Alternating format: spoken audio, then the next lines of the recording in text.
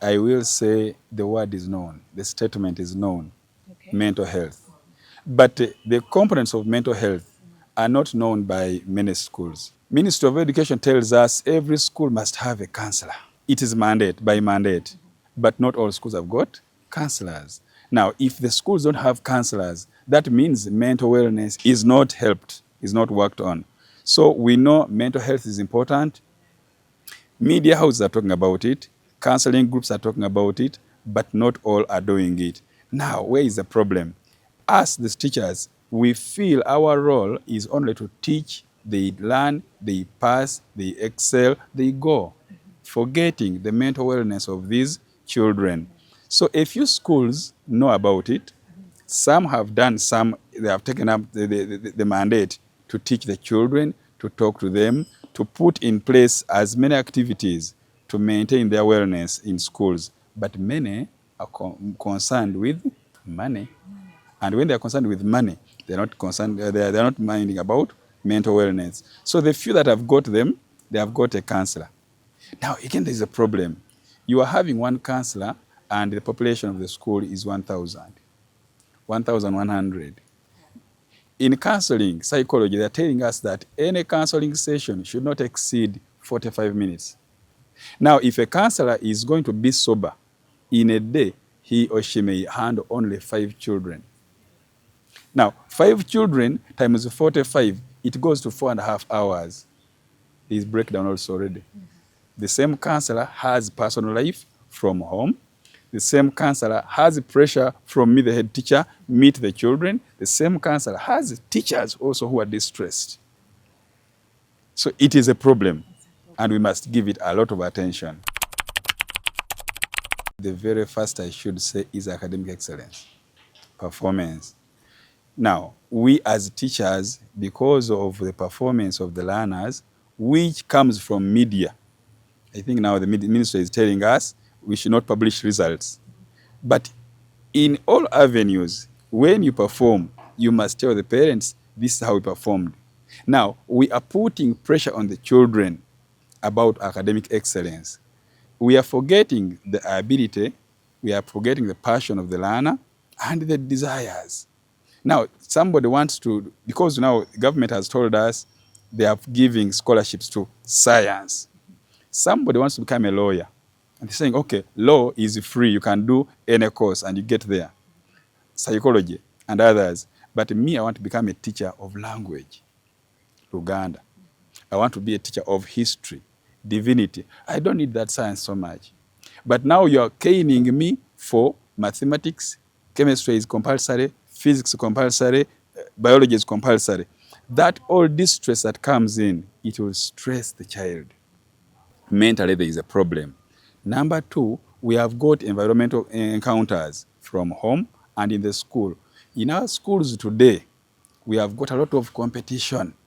If you have been keen enough of late, the senior 4 and 6 prom parties have become a problem. I think this year prom parties have been driven by color themes. Color theme, if you want to change 4 times, but each time you are changing, you are in that color.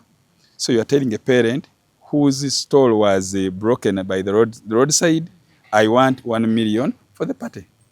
They want someone wants to become the prom president, and they are competing, and the highest bidder, either 5 million, 10 million from the parent who is struggling. Now, when the parent tells you, I am not able to give you this, the child gets distressed. The other problem is about exposure to media. They are seeing a lot of things as children.